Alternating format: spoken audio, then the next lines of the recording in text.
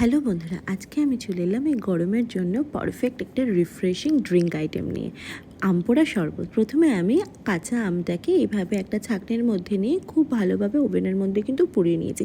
আজকে আমার রান্নাঘরটা একটু মেসি, প্লিজ তোমরা কিছু মনে করো না। ভালোভাবে পুড়ে গেলে এভাবে আমি একটা পাত্রের মধ্যে নামিয়ে নিয়ে একটু ঠান্ডা করে নিয়ে আমি কিন্তু খোসাটা এইভাবে হাতের সাহায্যে ভালোভাবে ছাড়িয়ে নিয়েছি। অন্যদিকে একটা বোলের মধ্যে আমি ভালোভাবে আমটাকে চটকে নিয়ে এটার পাল্প বার করে নিয়েছি। পাল্পটাকে একটু হাতের সাহায্যে আমি চটকে নিয়েছি। অন্যদিকে একটা ফ্রাইং প্যানে কিছুটা সাদা জিরা ড্রাই রোস্ট করে এটা কিন্তু আমি হামনদিস্তার সাহায্যে একটু গুঁড়ো করে রেখে দেবো। তারপর আমি এবার বাদ বাকি যে প্রসিডিওর আছে করব।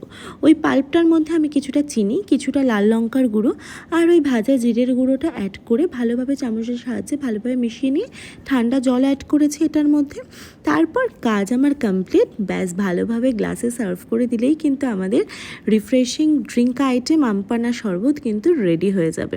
এই আমপোড়া শরবত কিন্তু গরমকালে খেতে খুব ভালো লাগে, পুরো মনের সাথে কিন্তু একটা আলাদাই শান্তি চলে আসে। তোমরা সবাই প্লিজ একবার বানিয়ে দেখো। আমি ওপর থেকে কিছুটা বরফ, কিছুটা ভাজা জিরের গুঁড়ো আর সাইডে দেখতে ভালো লাগার জন্য একটা লেবুর টুকরো দিয়েছি। তোমরা একবার বানিয়ে দেখো, আর আমার ভিডিওটা ভালো লাগলে প্লিজ সাবস্ক্রাইব করে দিও। দেখা হবে অন্য কোনো ভিডিও নিয়ে। চলো এখন টাটা।